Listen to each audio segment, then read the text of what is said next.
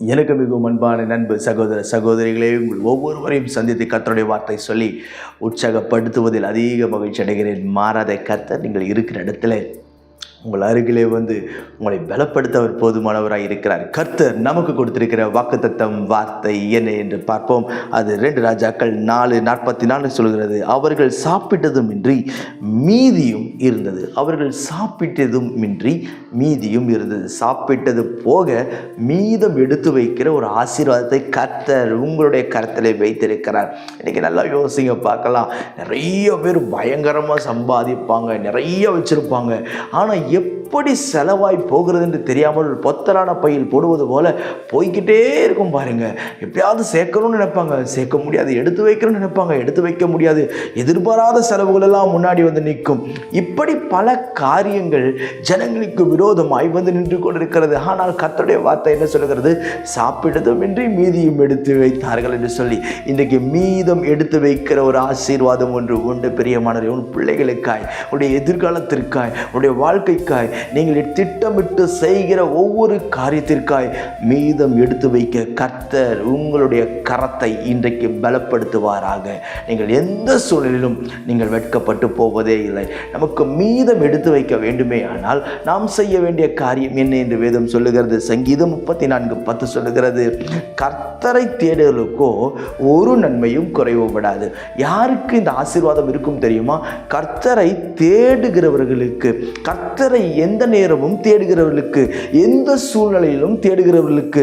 சிலருக்கெல்லாம் எப்போ கர்த்தர் தேவைப்படுவார் தெரியுமா?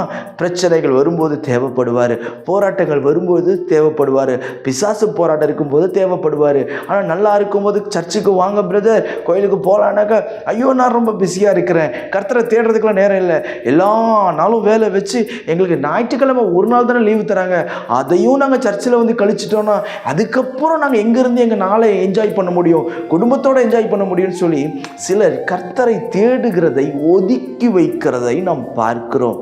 நன்றாய் கவனியுங்கள். நமக்கு எப்போல்லாம் நேரம் கிடைக்குதோ அப்பெல்லாம் தேவ சமூகத்தை நாம் தேடி ஓடி நிற்கும் பொழுது நிச்சயம் சொல்லுகிறேன், உன் கையின் பிரயாசத்தை அவர் ஆசீர்வதிப்பார், அதை மேன்மைப்படுத்துவார், அதை கனப்படுத்துவார், மீதம் எடுத்து வைக்க அவர் கிருபை தருவார். நான் உங்களுக்காய் ஜெபிக்கட்டும். பரலோக பிதாவே, இந்த வார்த்தையெல்லாம் கேட்கிற என் அன்பு சகோதர சகோதரி ஒவ்வொருவருக்கு நான் ஜெபிக்கிறேன். ஆண்டவரே, கிருபை மேல் கிருபை பெருகுவதாக, தயவு மேல் தயவு பெருகுவதாக. இந்த நாளில் கர்த்தனை இறங்கி அற்புதம் செய்யும்படிக்கு நான் ஜெபிக்கிறேன்.